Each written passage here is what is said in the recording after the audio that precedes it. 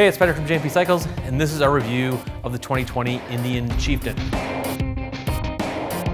Now, the Chieftain's been around for a number of years, but it gets a significant upgrade for sure this year in the 116 motor. Previously, this was a 111, and the new 116, not only does it have the 5 more cubic inches, but it has an improved cylinder head. And what that means for you is about 90 horse at the rear wheel.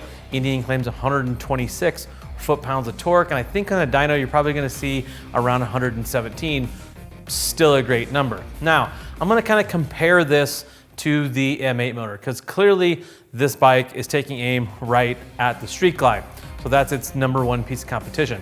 This is obviously an air-cooled push rod actuated motor, although the setup is much different than your typical M8 motor with the multiple cams down here in the unitized case. You can definitely feel the ponies. It works really, really well, pulls hard out of a corner. It does get a little bit of vibration above 4 grand. But you're not gonna spend a lot of time above 4 grand on a motor like this, or an M8 motor for that matter.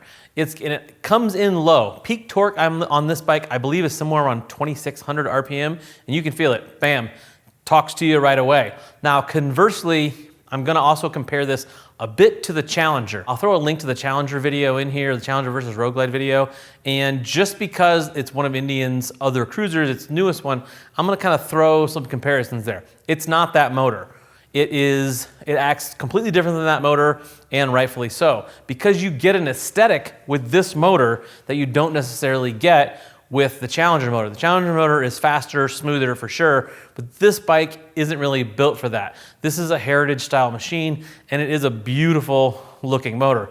But compared to the M8, stock for stock, it's gonna put out probably 15 or so more horsepower and a few more foot-pounds of torque. Now, we did have the option to change from touring, standard, and sport mode with the fuel injection mapping.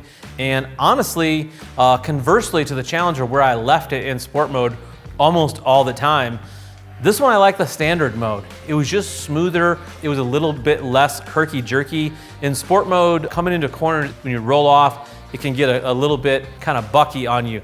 For an air-cooled, pushrod actuated motor, this is a pretty efficient motor, and it performs really well. To get on to the rest of it, the chassis, the brakes, the suspension. Now again, I'm gonna kind of compare this to 2 bikes. Comparing it to the Street Glide, it feels fairly similar, even though the frame and suspension setup is quite a bit different. This has your conventional telescoping fork on the front, but it has a Fox monoshock underneath here that is air adjustable. So it comes with a really nice pump. You can pump it up and adjust the pressure in that shock. And this bike feels pretty settled into a corner, but again, I'm gonna roll back and compare it to the Challenger, who, as far as a stock bagger, in my mind right now, American-made V-twin stock bagger, that's the top of the heap. Dimensionally, it stacks up very, very much like the Challenger. Length, claimed lean angle is 31 degrees. Weight was within a few pounds of each other.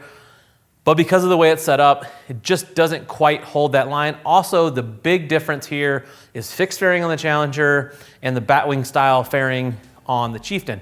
And again, it feels a lot like a Street Glide in a corner. I would say maybe a little more planted than the Street Glide, but it doesn't quite hold the same line at the same speed as the Challenger. And I know that's not a really fair comparison.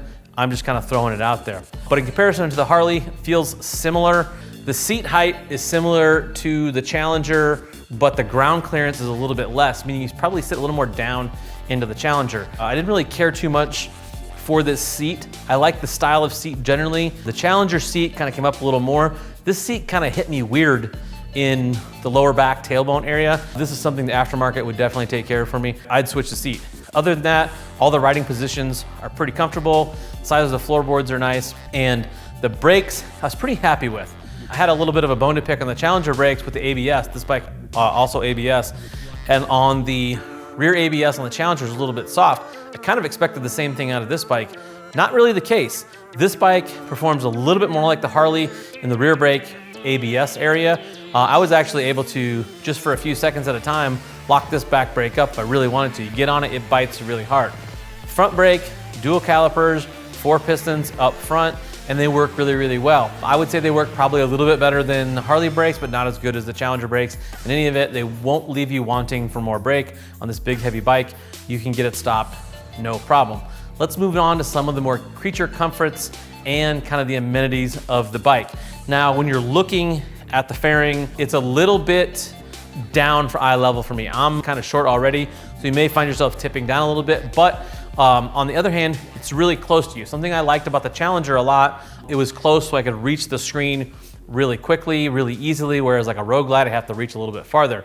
But on a Street Glide, it's not so much that's not so much of a problem. I can reach a Street Glide one pretty easily. The Indian one did seem like it kind of stuck out a little bit more. And again, I like their infotainment setup. It's really intuitive to navigate through that, figure out how it works pretty quickly, and no complaints there.